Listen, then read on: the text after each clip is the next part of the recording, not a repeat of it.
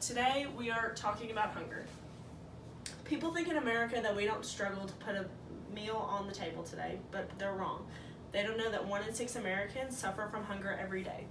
So we must have a few things that our country could work on. So I'm a health science major, I'm studying to be a nurse. People don't think hunger could do any real damage to the student body or to the body, but they're wrong. They have multiple long-term effects, especially on children. According to moveforhunger.org, children who go hungry have a much higher chance of getting permanent brain damage. Their lives are 2.5 times more likely to be poor overall health in 10 to 15 years later compared to those who've never had to deal with hunger.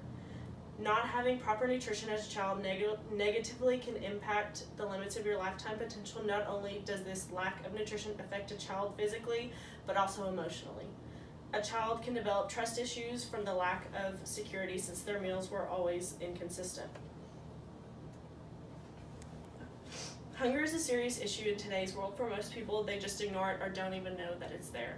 But the fact is that they don't even know that it's happening. Your best friend could be fighting hunger every day and you never even know it. This organization that we've chosen has lots of great ideas to help us fight hunger. According to feedingamerica.org, the concept of food banking was developed by John Ben Hagel in Phoenix, Arizona in the late 1960s. Ben Hagel was a retired businessman who had been volunteering at a soup kitchen and was trying to find a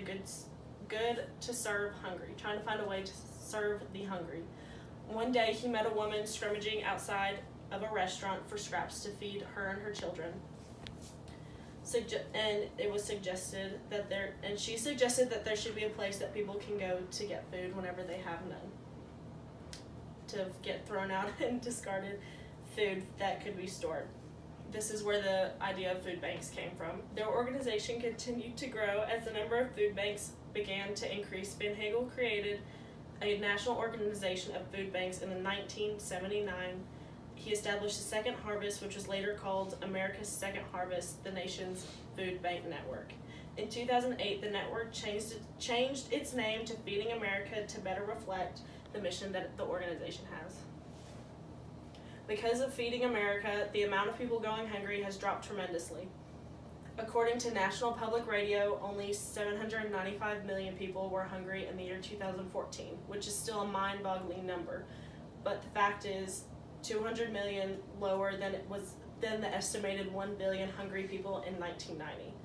And the rate of hunger is continuing to decline.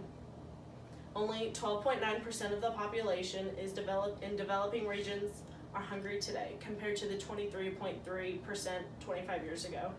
According to feedingamerica.org, it's now the largest domestic hunger relief organization, powerful and efficient network of 200 food banks across the country. They feed 46 million people at the risk of hunger, including 12 million children and 7 million seniors. Let's discuss how you can get involved and help us fighting these issues even further. You can donate money to feedingamerica.org by clicking donate at the top right hand corner. You can volunteer by finding food banks, or you can donate supplies like sending canned goods.